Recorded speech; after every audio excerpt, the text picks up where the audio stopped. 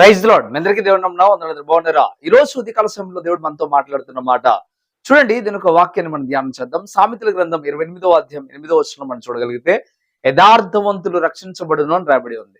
యథార్థవంతులు రక్షించబడతారు. ప్రేమిని బిడ్డారా, ఎవరు రక్షించబడతారయ్యా అంటే యథార్థవంతులు రక్షించబడతారు. ఈ రోజు నువ్వు యథార్థంగా ప్రవర్తిస్తే నువ్వు రక్షించబడతావు. ఇంతకీ యథార్థంగా ప్రవర్తించడం అంటే అవునంటే అవునని, కాదంటే కాదని చెప్పడం, హృదయంలో ఏముందో బయటికి అదే మాట్లాడటం. ఆ విషయంలో ఎప్పుడైతే నువ్వు ఉంటావో అప్పుడు మాత్రమే యథార్థవంతుడిగా ఉన్నట్లు, యథార్థవంతుడిగా ఉండిన వాడు మాత్రమే దేవుని చేత రక్షించబడతాడు. దేవుడు నిన్ను రక్షించాలని కోరుకుంటున్నాడు, కానీ నువ్వు యథార్థవంతుడివా కాదా అని ఒకసారి చూసుకో. యథార్థవంతుడు ఆయన రక్షిస్తాడు. ప్రేమేంద్రుని బిడ్డారా, ఈ రోజు నువ్వు యథార్థవంతుడిగా ఉంటే నువ్వు రక్షించబడతావు. ఈ రోజు నరకం నుండి రక్షించబడాలి, సాతాను చేతుల నుండి రక్షించబడాలి, ఇదిగో అనేకమైన బంధకాల నుండి నువ్వు రక్షించబడాలి. నువ్వు రక్షించబడాలి అంటే ఖచ్చితంగా నువ్వు యథార్థవంతుడివే ఉండాలి. యథార్థవంతుడిగా ఉంటేనే నువ్వు రక్షించబడతావు. చాలా మంది యథార్థత అనేది మర్చిపోతా ఉన్నారు. చాలా మంది యథార్థతను కోల్పోయారు. చాలా మంది యథార్థంగా ప్రవర్తించడం మర్చిపోతా ఉన్నారు. ఒకసారి ఆలోచించండి, యథార్థంగా ఉంటున్నావా? లోపల ఒకటి బయట ఒకటి పెట్టుకుని బతుకుతా ఉన్నావా? దేవుడు మెచ్చడండి.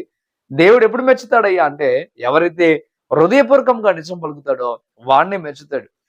కీర్తనలు 15వ అధ్యాయంలో మనం చూస్తాం కదా, పరలోక రాజ్యంలో ఎవరయ్యా నివసించేది అంటే ఆయన పర్వతంలోకి ఎక్కదగిన వాడు ఎవడయ్యా అంటే హృదయపూర్వకముగా నిజము పలుకువాడే అని రాసి ఉంది.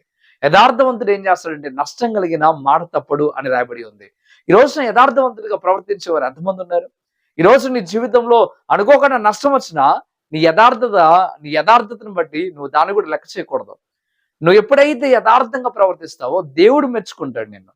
యథార్థంగా ప్రవర్తిస్తే ఒకవేళ లోకమంతా నీకు విరోధి కావచ్చేమో, కానీ దేవుడు నిన్ను మెచ్చుకుంటాడు, దేవుడు నీకు సహాయం చేస్తాడు, దేవుడే నిన్ను రక్షిస్తాడు.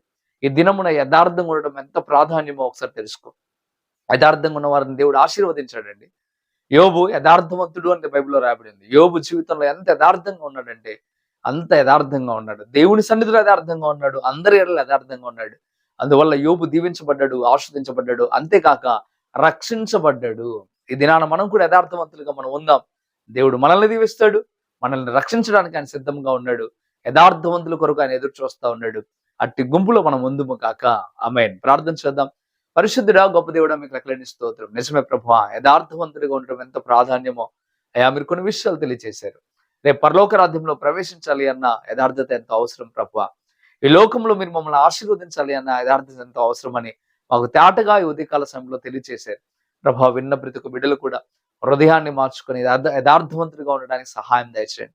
మీరే బలపరిచి స్థిరపరచండి అయ్యా. మీకు వందనాలు. ఈ మాటల ద్వారా బిడ్డలను ప్రేరేపించండి, ఓ అద్భుతముగా నడిపించండి ప్రభా. మీకు వేలాది స్తోత్రం. నిజమేనైనా యథార్థత మాలో లేదేమో, అందుకే మీరు మాతో మాట్లాడారు. ఇకనైనా మేము యథార్థత కలిగి మీ దీవెనలు, మీ ఆశీర్వాదాన్ని, మీ రక్షణ ఇచ్చే ఒక గొప్ప భాగ్యాన్ని మేము పొందుకోవడానికి సహాయం దయచేయండి ప్రభా. మీకు వందనాలు. ఈ దినమున మీరు మమ్మల్ని దర్శించి అయ్యా మీరు నైనా మమ్మల్ని హెచ్చరించినందుకు వేలాది స్తోత్రం. ఏ బిడ్డలైతే ఈ మాటలు విని హృదయాన్ని మార్చుకొని యథార్థవంతులుగా ఉండడానికి ప్రయాసపడటానికి సిద్ధపడుతున్నారో వారందరినీ దీవించి ఆస్వాదించమని, వారి కుటుంబాలను దీవించమని యేసే నామంలో మిక్కిలి బతిమలాడి పెట్టుకుంటున్నాం తండ్రి. ఆమేన్, ఆమేన్. మంచిది ప్రేమేంద్ర ఉంటారా? ఈ మాటల ద్వారా మీరు బలపరచబడినట్లయితే అనేకులకు ఈ మాటలు మీరు షేర్ చేయండి. మీరు షేర్ చేయడం ద్వారా అనేక మంది రక్షణ పొందుతారు, వీటిని విని బలపరచబడతారు. ప్రభు మిమ్మల్ని మీ కుటుంబాలను దీవించగా. Amen. Praise lord. God bless you.